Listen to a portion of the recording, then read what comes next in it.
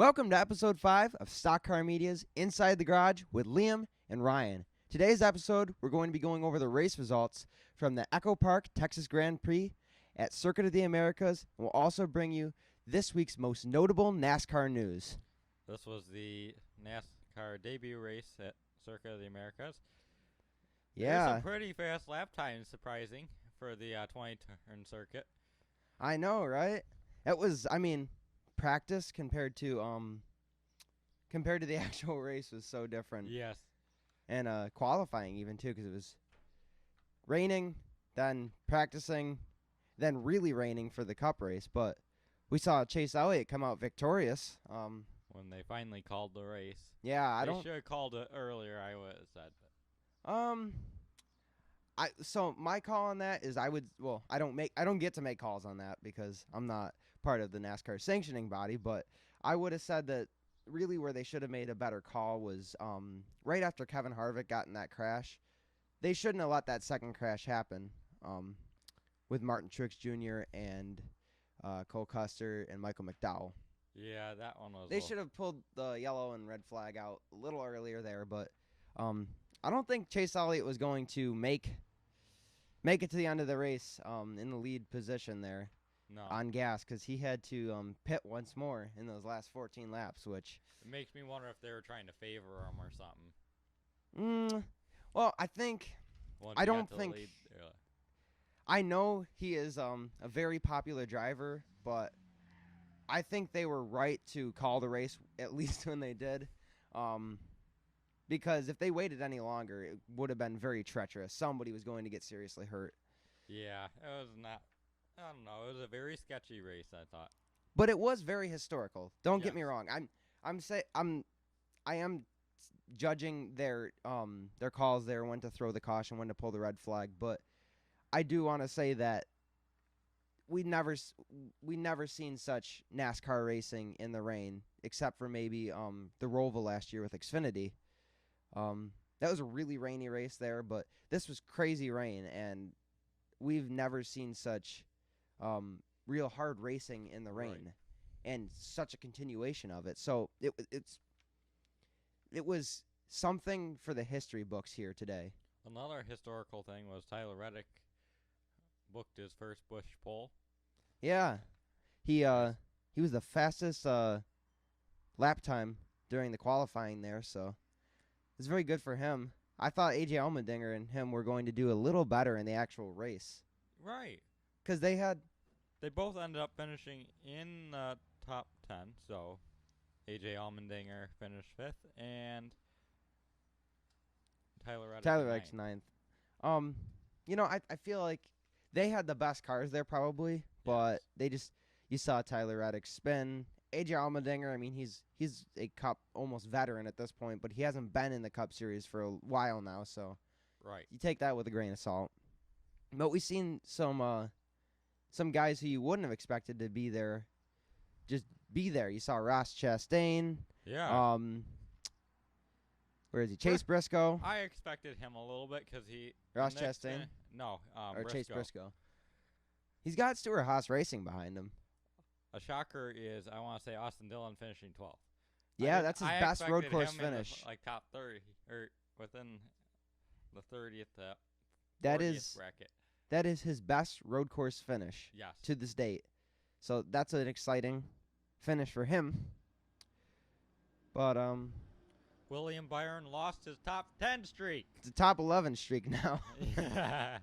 Yeah, I feel bad for him, but it was just the timing and everything because he had to pit.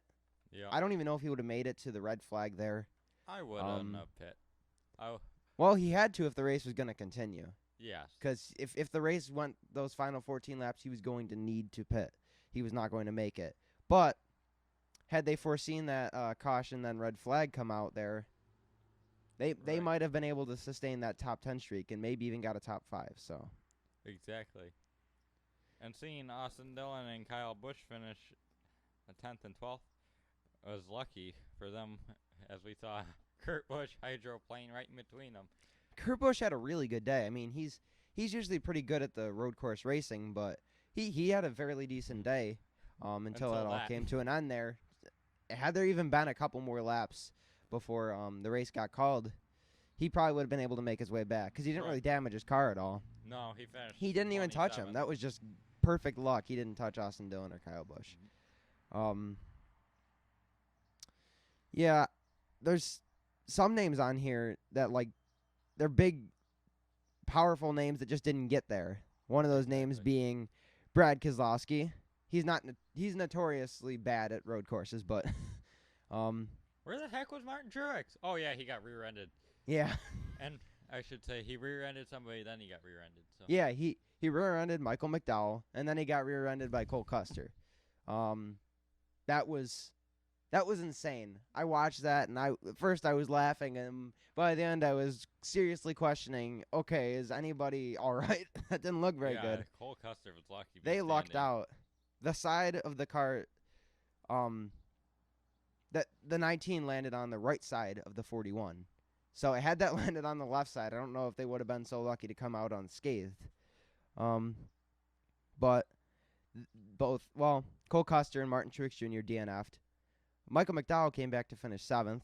But another incident we haven't talked about yet was Kevin Harvick's incident. He got I think it was Bubba Wallace rear-ended him pretty hard. They didn't get it good on the broadcast. He got they must have been an ad break or something. No, they didn't have cameras on him, I guess.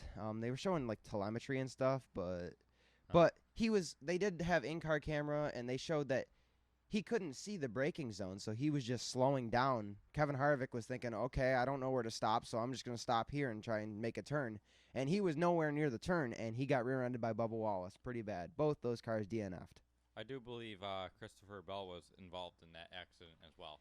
He was involved, I believe, with Ryan Blaney, but it happened at the exact same time. Like, they were right next to each other, but they couldn't even see it happening, I don't think. Exactly. Ryan Blaney finished up in 17th. Yeah, and right next to him was Eric Jones. Good day for them. Yeah. They benefited from not really hurting the car at all. A shocker in the top 15 for most of the day was Cody Ware. Yeah, that was actually really good for him. I did not expect that even whatsoever. Kyle Tilley. Well, I mean, Cody Ware is he's a road course racer. Yeah. He has the experience, but, I mean, the equipment he has provided to him really left me to think he's not going to get it. Because I know a lot of those racers are good drivers. They just don't usually have the equipment they need. No. I mean, Garrett Smithley he's a decent driver. It's just, I mean, he was the best finishing, actually, car. He finished 28th in the Rick Ware racing car, at least. Exactly. But it was a fairly decent race. Like I said, pretty treacherous there with all that rain. But it's historic nonetheless, and I think it's something NASCAR should be proud of, that they have the safety and the technology put in those cars to race them in those conditions. 10, 15 years ago, they would have said, no, somebody's going to die. Today, they said... Probably about 5. Yeah, yesterday, they said, okay, we can do this. People got close to getting hurt, but, I mean, they were able to maintain that and take care of what was going on there. Yeah, so, not a bad debut. Let's move on to some of this news here. Kevin Harvick, this week, he brought this to COTA, and he brought a Mobile 1000 paint scheme. Mobile1000.com is a place where you can sign up to win $1,000 or more in cash every time a mobile-powered car wins a race. And you could also be selected to win racing collectibles and experiences. Those experiences specifically would be meeting a Stewart-Haas racing driver. That's the team that is allowing to meet their drivers. But I think that's pretty cool. I like the paint scheme. How about you? I don't know. It was a little weird. I kind of liked it. It wasn't that awful. I mean, it got wrecked pretty bad, but I like the contest. Yeah. It's kind of cool that you'll be able to earn money, get to meet a up. driver. I doubt I'll get anything, though. Well, I mean, there's been some Fords across this finish line that have been mobile powered, such as Michael McDowell. That doesn't mean I'll get anything. Yeah, might not be you, but somebody will. I guarantee it. And the $1,000 rolls over every week. Every time a Mobile One powered car does not win, that 1,000 moves over to the next week. Yep. So one person's going to get pretty lucky here, I guarantee. Checked today. Currently, it sits at $8,000. Oh, they've been building up since before? Yeah. Oh, I didn't know this. I thought this was new. So make sure you guys sign up if you want. You want to talk about this next one, Alex Bowman scheme? I don't have much to say about it. It's a nice. I like how NASCAR does the patriotic schemes for the Coca-Cola 600 at Charlotte. Alex Bowman's paint scheme is honoring Captain Matt Brewer, who served in the U.S. Marines in Japan, Korea, and Mali. Yeah. He died this winter, February 19th of 2021, due to some medical issues. PTSD was one of them. So they're honoring him, or they are still honoring him. I thought maybe it was last week, but I lost my mind there. They are honoring him, and that's a pretty cool paint scheme, pretty cool reason. I love these Memorial Day weekend paint schemes for just that reason. It honors just the right people.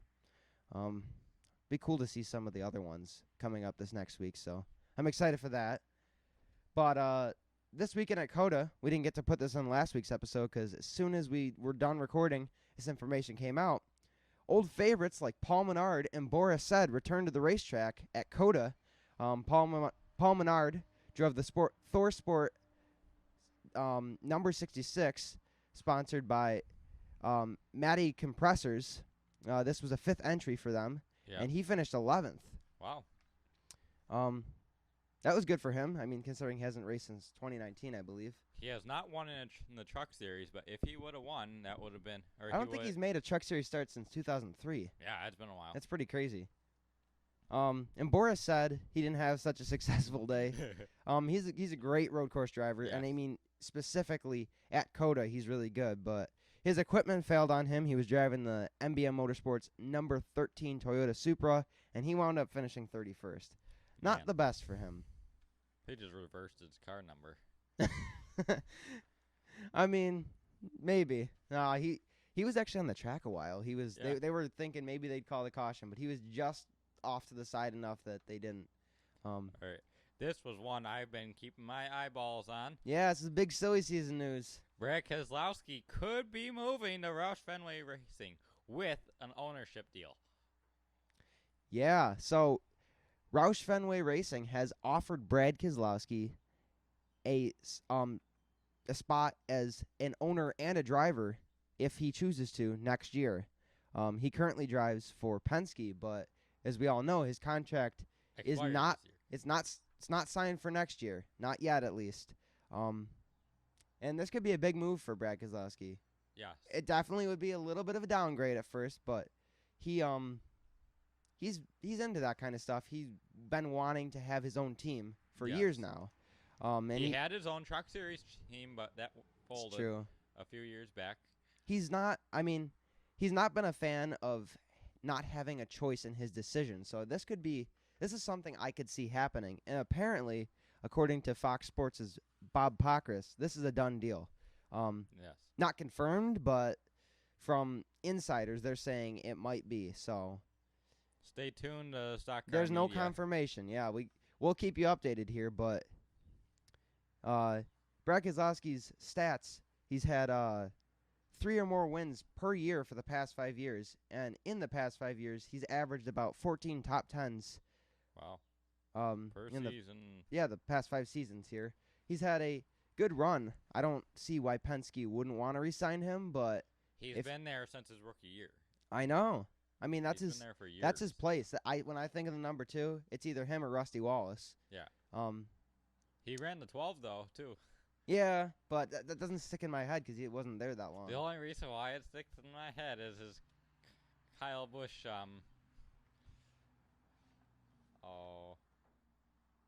His little rant there.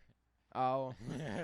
Yeah, I mean, he's done a lot for Penske, so I don't see why they wouldn't want him back. He's driven that car pretty well, but I heard rumors that maybe Matt DiBenedetto would wind up in the number 2, because obviously Austin Cindric is supposed to go to the 21. The 21 seems to be Team Penske's rookie car. Ryan Blaney ended up in the 21 for his rookie season. I wouldn't say so. I'm not counting it out that they wouldn't move Austin Cindric straight to the 2, but it seems a little unlikely. That's a big car for a And rookie. Matt DiBenedetto has all that experience. Exactly. So I mean, he might be a good candidate for the 2. That would be the right thing in my head for Penske to do. But he obviously has good stats. Brad Kezowski does, and moving to Roush Fenway, it would become Roush Fenway Kezowski Racing, and it'd probably be somewhat successful because they'd have a really good driver over there. Exactly. Not to put down Chris Buescher, Or Ryan Newman, anybody who's been there in the past, but the past few years here have not been the best for them. Both Ryan Newman and Chris Buescher are up. Their contracts are up this year. But I do believe Chris Buescher will be the one returning. yeah, Fastenal's resigning. So what will Ryan Newman do? Who knows? I mean, Will he go elsewhere? Or is he going to use that R word? retire? Yep. You don't want to say that too much in motorsports. It'll get some fans a little upset. But, I mean, I don't really see him moving to another team. That's not in my line of sight there. I don't see it happening. Can't count it out, but he doesn't strike me as somebody who would. There's only 2 words in motorsports that start with the letter R. Race or retire. Yeah, I guess those are your real 2 choices there. But where would he go either? Or as well, because there's not going to be that many open spots this season, I don't feel like. Silly season might be a little dull this year. right. But that just about sums it up for us. It's been a little bit of a quiet week here, but some good racing, some big news, especially with the Kezowski deal going down here. Whether he accepts it or not, that is to be determined, so stay tuned for that. But Right. thank you for tuning in. Thank you for supporting us in our efforts here. Hopefully this was informative. Hopefully you understand a little more about what's going on in the NASCAR world with all the NASCAR news. If you want to stay updated with the most recent NASCAR news, you can always head over to our website, stockcarmedia.blogspot.com. Or if you want updates every time we post, you could always head over to our social media, at stockcarmedia on Twitter, Facebook, Instagram. All that will be down in the description. You can find all those links there if you're looking for them. It'll be alongside our Redbubble account. Buy some merch. I'll say it again. We're not forcing anybody to buy the merch, but No. I feel that it's pretty cool stuff. I hope you do too. It's down there if you feel the need to see it. But thank you for supporting us. Thank you for tuning in. Hopefully we could help you and inform you. And we'll be back next week. Have a good one.